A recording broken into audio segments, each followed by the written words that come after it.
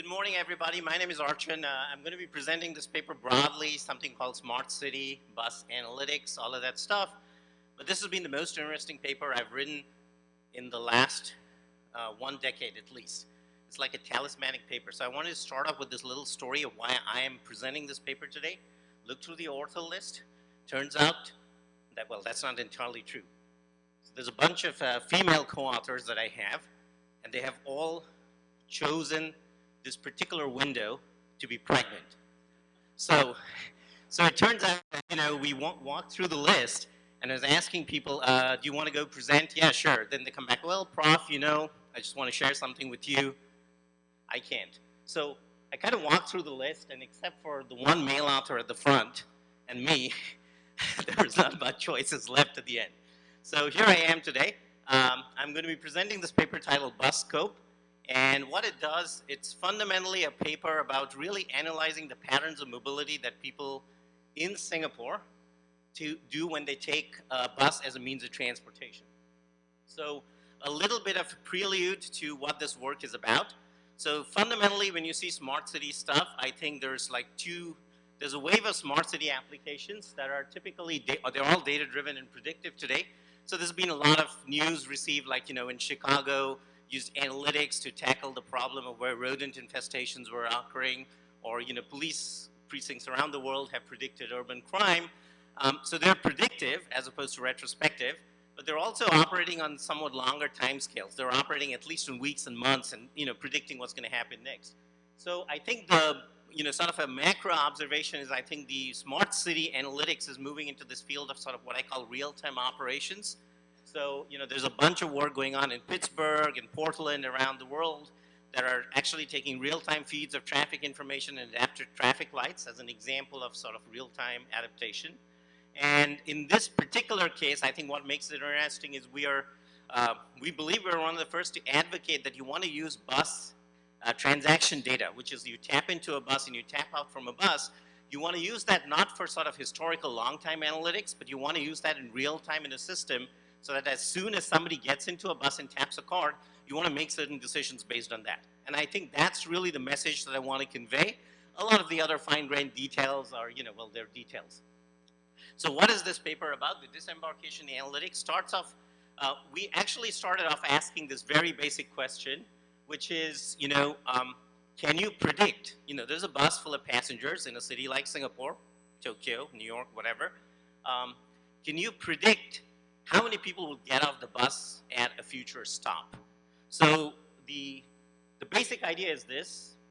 You predict that one person's going to get off the bus, and later on down the road, the bus is going on its journey, you predict that 2 people will get off the bus.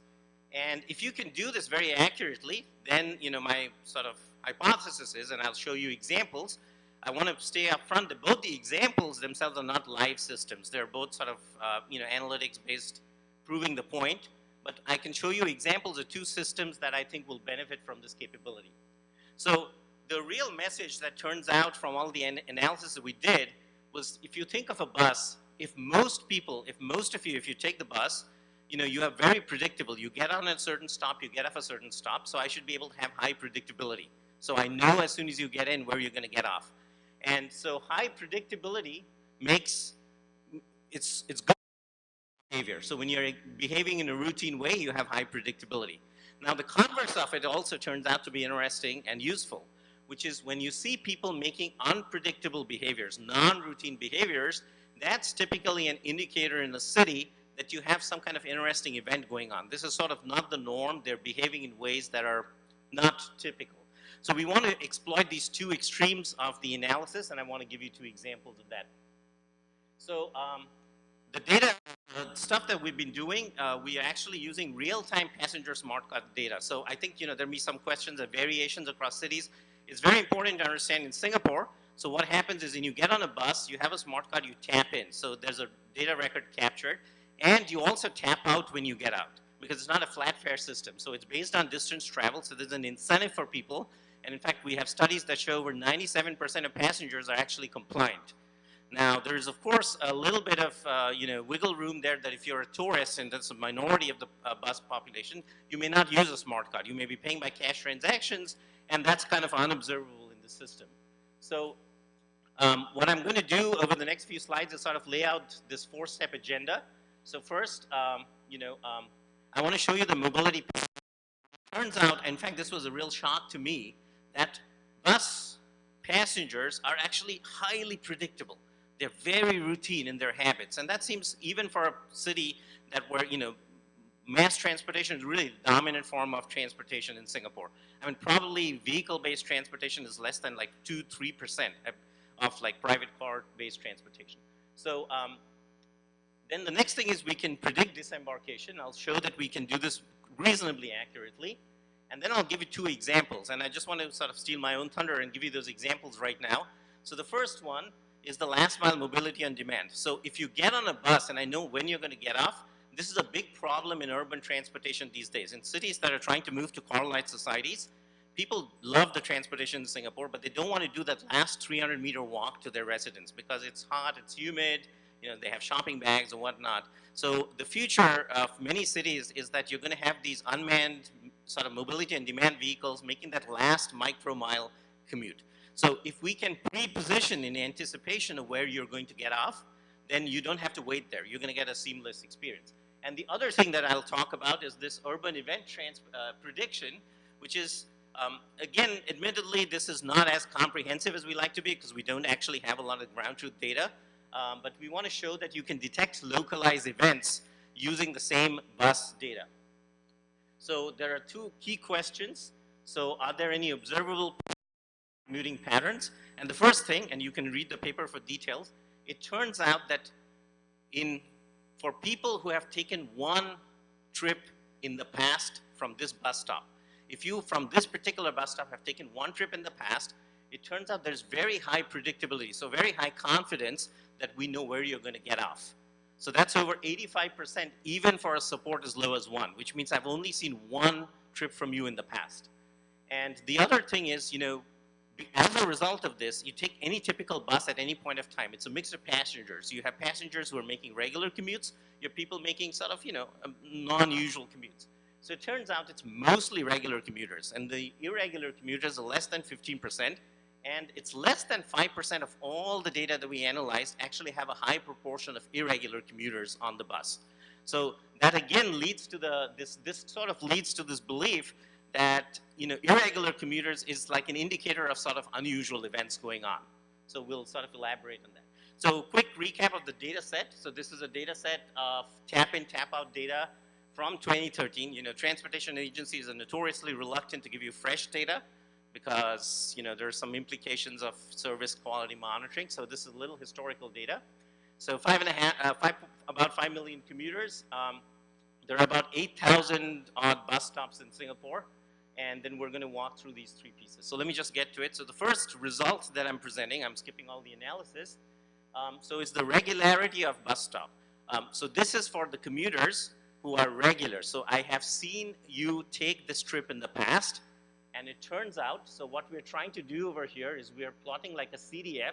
These are box plots of the top 1 confidence, the top 2. So I'm predicting the most likely place you'll go. That turns out that you're pretty confident of that over 85% of the time. If I predict that you're going to go to place A or B, which is the second topmost place, then I'm almost 100% correct, as long as I have a record for you. And by the time I predict the 3rd place, I'm absolutely dead certain I know where you're going. Again, with some few exceptions. So we're actually, what we're trying to bring in compared to past transportation literature is 2 different modalities. So past transportation literature has been actually based on flow analysis. So you see how many people get up here, get down there, you build some sort of traffic matrices. So what we're saying is for the people who we have observed in the past, we make a person-based prediction. Now there are people on the bus who we have not seen before. And there we resort to the same flow-based prediction. And even there, it turns out, this is a typical plot diagram, and let me just sort of explain this to you. So the bus starts here, it kind of winds its way around over here. So it starts here and comes to this last stop. So what the graph shows is that even when I don't know who you are, or where, you've never taken this trip, there are a few sync nodes in any typical bus route. And so I can make a very sort of reasonable prediction, not very accurate, that you're going to get off at one of these places. And one of the advantages I have is that as you pass one or more of the sync nodes, if you don't get off, I can reformulate my prediction. I can now predict you're going to get off at the next upcoming sync node. And what that does, it allows me this sort of window of time in advance that I can make accurate predictions of how many people will get off at what bus stop. And I'll come to the specifics very shortly. So this is the overall BuScope, the analytics framework. So we see somebody get in, we see is there any support for this trip. Now, of course, it's segmented by time of day, day of the week, it's AM peak on Thursdays, all of that. I'm skipping those details over here. But once you have that prediction, I say, oh, I've never seen this person, then I go flow-based. I use flow probabilities that I can reconstruct. But if it's a regular person, I have some history, then I use the personal prediction. And let's just look at the end results. So it turns out, so this graph on the y-axis is the prediction error. So this means I predict you're going to get off at this location, you get off somewhere else. What's the distance and the error between that? So this is sort of a cumulative plot. Sorry, it's not a cumulative plot. It's a plot based on this axis is the threshold. So the threshold means that if its threshold is 5, that's an indicator that I would have seen 5 trips from you in the past for me to declare you as a regular commuter. So it turns out that setting the threshold equal to 1 is actually good enough. And I get a location error of about 200 meters. Now, bus stops are typically about 80 to 100 meters apart, so I'm able to predict you plus minus 1 bus stop. Now, if you go into more specifics, then you see that 85% of the time, roughly, 85, 87%, I can predict the exact bus stop an individual is going to get off at. So there's very high predictability of exactly where somebody is going to get off. And of course, one of the last points, which is I think very important for the decision-making component. So I make this prediction as soon as you get on a bus, and I'm going to be 85% correct. However, as the bus moves on, and the most predicted place where you'll disembark, you did not get off, I can refine my prediction. So if I continue to do that in iterative fashion, then I get to about 89% accuracy. So I've improved the accuracy, and the key point is that it turns out, just based on the data, that the best accurate prediction I can make 13 minutes in advance, or roughly 10 to 15 minutes in advance. So that's the window of decision-making opportunity that I have to optimize my last mile resources. So that's one of the key messages that I wanted to give out. So a little bit of comparison. Again, the details are all in the paper. So one of the questions that would naturally be asked is, you're going through all this sophistication, why not just have some simple baseline techniques? So one of them, the first baseline is just do time of day, day of the week. Just say how many people get off here. So that's one of these graphs. And then you have a regression equation, which you say, okay, look at how many people get off, but look what's happened in the recent past. So you use a little windowing average. So these are very traditional models. And it turns out that both of these, actually I should walk over. So if you look at the graph, so BuScope is the one on the red, and this is the ground truth. So the blue and green, you see sometimes they're completely off because people are making trips that have not been predicted in the recent past. So the main message is that by combining this sort of prediction and with the flow-based prediction, you actually get a significant accuracy of over 30% increase in predicting exactly which bus stop you're going to get off at. So that's a good story. So a quick recap of the overall BuScope system. So what happens is people get on the bus, they tap in, you get the data in real time, and then we have the system that we built. You maintain a per bus record, you maintain a per passenger record, and you update these. So the question we were asking is, there's a lot of passengers on a bus at any time. But the point is it computationally very heavy to sort of do this real-time analytics?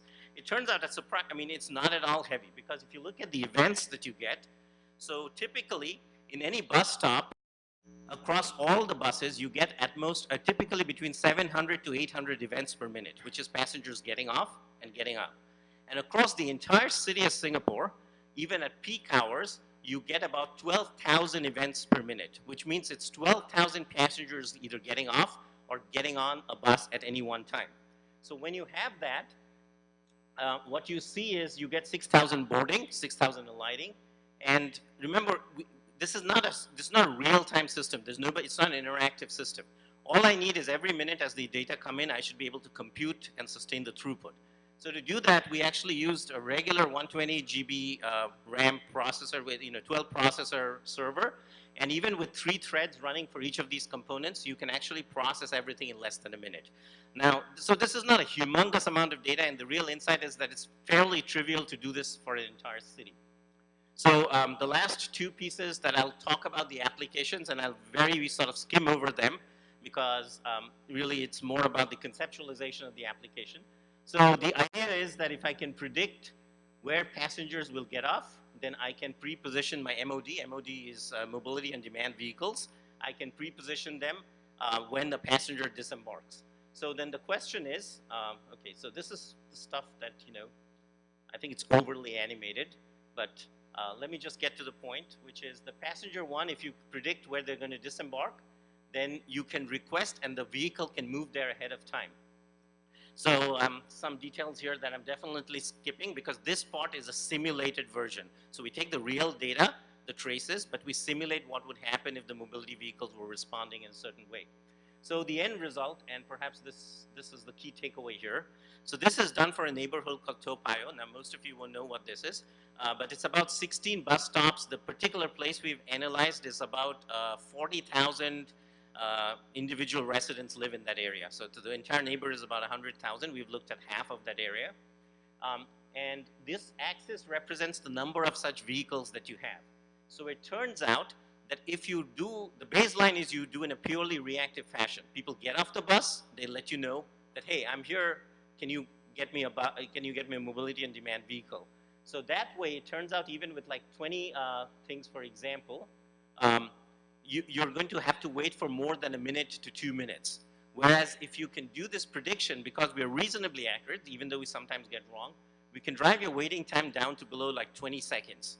So as soon as you get off, literally there is a car waiting for you or a mobility vehicle waiting for you. And in fact, this waiting time will drop even further because this analysis initially assumed that one person takes one vehicle. Now, most of these scenarios, it's actually a shared shuttle-like vehicle that you'd use. So when you do more vehicles, you actually reduce the waiting time significantly. And the last piece that I want to talk about is how do you use anomaly, how do you predict anomalies? So the idea is, the reds are the people who are irregular passengers. The green are the regular. So the basic idea is if you see more irregular passengers on the bus, you can predict that something unusual is going on along that route, the route that the bus is taking. So I'm going to skip this. This is, a couple of illustrations of overall. So let's start off with the basic idea of how we detect an anomaly. So we're saying we look at the disembarkations or embarkation at any bus stop. And if you see a deviation from the norm, then we say it's anomaly. So there's something unusual going on. Either too few or too many people are getting off the bus. Now, when you do that, you can predict, you can localize the detection of an event to about 300, 400 meters. But the key thing is you can do this only when people get off. So suppose the event starts at 6:30.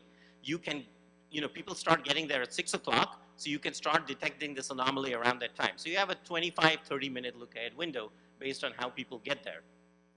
But the main novelty that we're saying is, I'm just going to sort of end with these last two slides.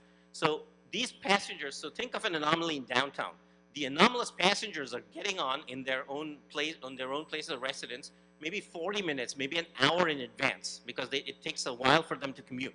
So what we do is we see the anomalous passengers, and we kind of project or extrapolate them into the future along the entire route. So we say that, this anomaly carries over to the future 5 minutes from now, to the next bus stop 10 minutes from now, and to the last bus stop, say, 45 minutes from now.